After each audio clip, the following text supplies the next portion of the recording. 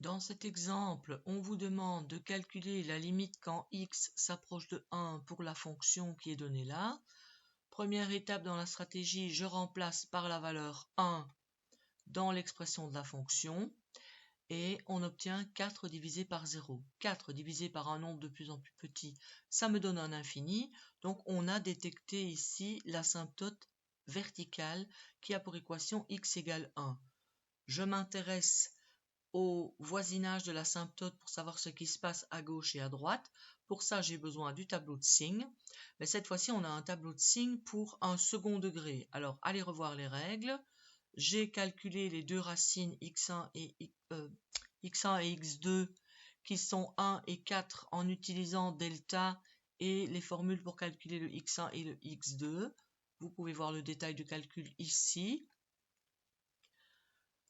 J'écris que la limite à gauche de 1, eh bien à gauche de 1, on a ici un positif, donc la quantité est presque nulle, mais positive. Un nombre positif divisé par un nombre positif, ça me donne un positif. Je fais la même chose du côté droit, cette fois-ci du côté droit de 1, donc 1 est là, le côté droit il est là, le signe est négatif, 0 négatif, ça me donne donc moins l'infini.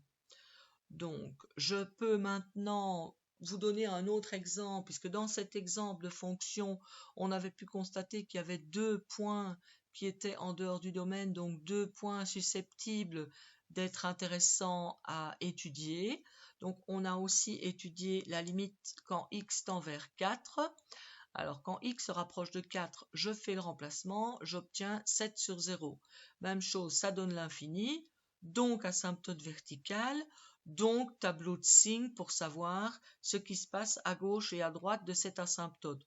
Le tableau de signes, il a déjà été établi ici, on ne va pas le recommencer. Il me reste juste à aller faire la lecture des informations.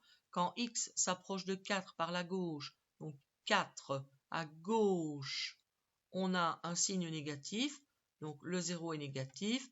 Nombre positif divisé par un négatif, ça me donne moins l'infini.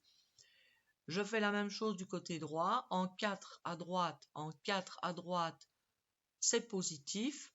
Un nombre positif divisé par un nombre positif, ça me donne plus l'infini.